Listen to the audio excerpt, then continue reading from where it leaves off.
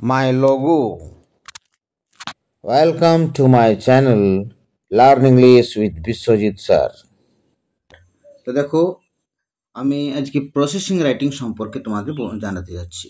এবারে প্রসেসিংটাও ইম্পর্টেন্ট কিছুটা আছে, প্রসেসিং আর স্টোরির মধ্যে একটা তো অবশ্যই আসবে, তাহলে প্রসেসিংটাও দেখে নেওয়া ভালো। যদিও এটা ক্লাস 9-এ বেশি আসে, তবে মাঝে মাঝে ক্লাস 10-এও আসে, মাধ্যমিকও আসে। অতএব প্রসেসিংটা দেখে নাও, আর ইম্পর্টেন্ট, এটা এই বছরের জন্য ইম্পর্টেন্টও বটে। তো আজ আছে প্রিপারেশন অফ গোবর গ্যাস। গোবর গ্যাস কীভাবে তৈরি করতে হয়, এই গোবর গ্যাসের প্রস্তুতি। তো এটা প্রথমে একটা টপিক সেন্টেন্স দিতে হয়, তার জন্য 1 নম্বর ধার্য করা থাকে। টপিক সেন্টেন্স অবশ্যই দেবে, যেটাকে ইন্ট্রোডাকশন বলা হয়। তো ইন্ট্রোডাকশন একটু বড় হয়, টপিক সেন্টেন্স একটু ছোট হয়। তো যেহেতু 1 নম্বর থাকে, সেজন্যে বেশি কিছু লেখার প্রয়োজন নেই। তো এটা কীভাবে লিখবে?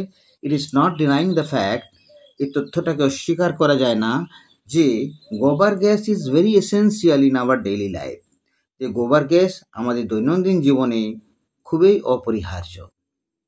It is very time consuming, বললেও চলবে, এটা সময় সাপেক্ষিক, অর্থাৎ এটা করতে সময় লাগে।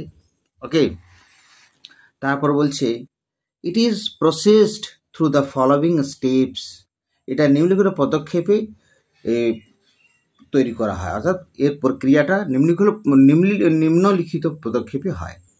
ওকে, তারপরে দেখো এইখান থেকে লিখলে তোমরা 1 নাম্বার পাবে। নাম্বারটা তো সহজে পাওয়া যায় না, ভালো করে লিখতে হবে, তবে এই নাম্বার পাবে। প্রোডাকশন অফ গোবর গ্যাস উৎপাদনের জন্য cow dung is to be collected daily from the cow shed, গোহাল থেকে গোবরটাকে সংগ্রহ করা হয়।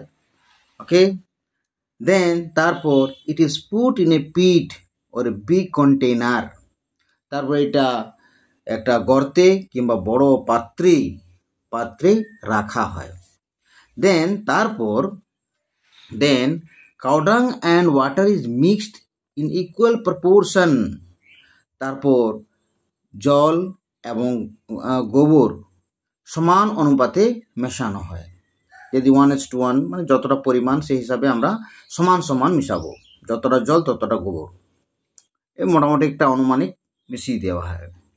And the mixture is kept for 25 to 30 days, আর এর পচন ক্রিয়ার জন্য আমরা 25 থেকে 30 দিন পর্যন্ত এই মিক্সচারটাকে এরকম রেখে দিই।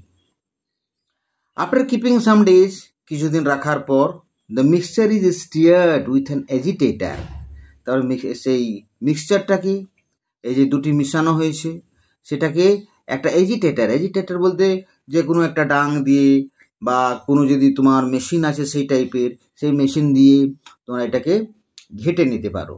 ওকে, তো যেভাবে ডাবু ঘাটা হয় সেভাবে ঘেটে নিতে পারো। তারপর অ্যাজ এ রেজাল্ট, ফলস্বরূপ, তারপর কি হয়? The mixture produces heat and light by the process of combustion, তাহলে এই দহন প্রক্রিয়ার দ্বারা আলো এবং তাপ উৎপাদন করে। ওকে, আফটার দ্যাট, তারপর it is stored in a large container, তবে এটি large container for different uses, container হবে এটা। তারপর এটা বড় পাত্রে বিভিন্ন ব্যবহারের জন্য সংগ্রহ করা হয়। ওকে, তারপর যে স্লাজটা বাকি থেকে যায়, স্লাজ গোবর গ্যাস করার পর যে রিমেনিং পার্টস থাকে, এটাকে স্লাজ বলা হয়।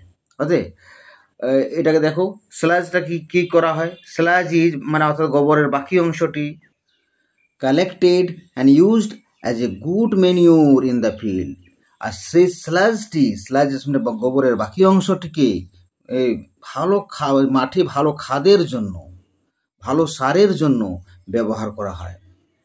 দাস এইভাবে it is prepared for use safely, এইভাবে সুরক্ষিতভাবে এটা ব্যবহার করার জন্য প্রস্তুতি করা হয়। ওকে, এটা লেন্থ 130টা ওয়ার্ড হয়েছে, তোমাদের এই লেন্থেই লিখতে হবে, 120 থেকে 130। যদিও বলে উইদিন 100 লেখো, কিন্তু উইদিন 100 লিখলে তোমাদের সব কথাগুলো ঠিক আনতে পারবে না। অতএব একটু বেশি লেখা ভালো, তবে একদম বেশি বেশি খুব বেশি লেখা ভালো হলে 150 পার করে দিও না। তা 120 আর 130-এর মধ্যে যেটি যদি লেখো তোমরা 10-এ 10 পাবে। আর প্রথমে টপিক সেন্টেন্স দিতে ভুলো না, হেডিং দিতে ভুলো না, কারণ এটা হচ্ছে খুবই প্রয়োজনীয়, ওটা নাম্বার বৃদ্ধি করে।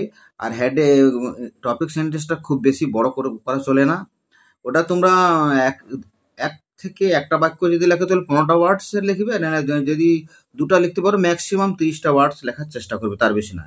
তো টপিক সেন্টেন্স বেশি হয় না। আর তারপরে যেমন লিখছো ওই লিঙ্কার্স দিয়ে প্রেজেন্ট ইনডিফিনিট টেন্সের প্যাসিভ ভয়েস ব্যবহার করবে, তাহলে সব পুরোটা হয়ে যাবে লেখা। ওকে, তাহলে আশা করছি তোমাদের ভালো লেগেছে। যদি চ্যানেলটি ভালো লেগে থাকে তাহলে সাবস্ক্রাইব করবে, শেয়ার করবে, কমেন্ট করবে। ওকে, আবার পরবর্তী ভিডিওর জন্য আমি নেক্সটে তোমার লেটার রাইটিং দেবো, আর এটাও খুব ইম্পর্টেন্ট, লেটার রাইটিংটাও পরবর্তী ভিডিওতে পেয়ে যাবে। Okay, thank you very much, see you again in the next video.